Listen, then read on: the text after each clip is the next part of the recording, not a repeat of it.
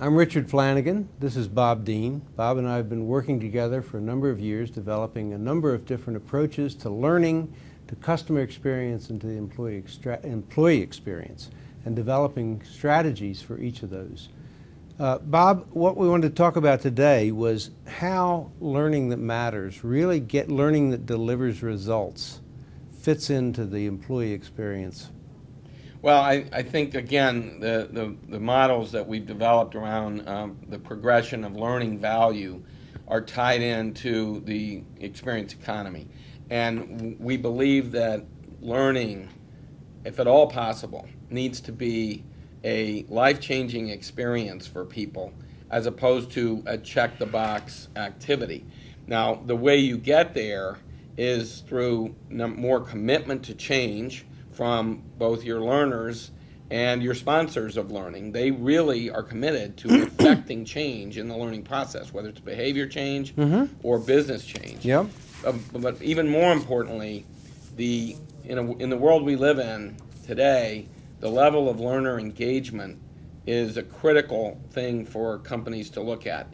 We've grown up in the last 15 years in what I'll call a lean back learning experience because we've been watching a lot of PowerPoint. And a lot of people now are realizing that we've got too much PowerPoint in the learning process. And instead, we need to find ways to get learners more engaged, either through leaning forward in the learning experience, like we're just talking today, Right. and sharing stories, or more importantly, jumping in so that they're actually collaborating with others and participating in action learning and really engaged at levels that typically they probably aren't in terms of the traditional training program.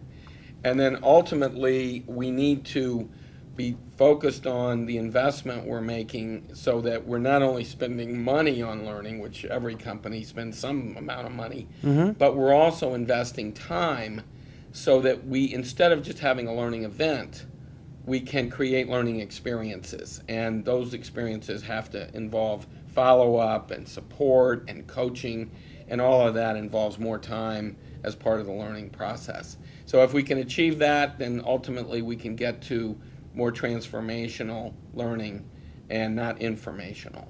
And that will dramatically impact the employee experience. Yeah, absolutely. I think for years, even back to when I started in public accounting, and you asked a college student, what do you see as different between companies?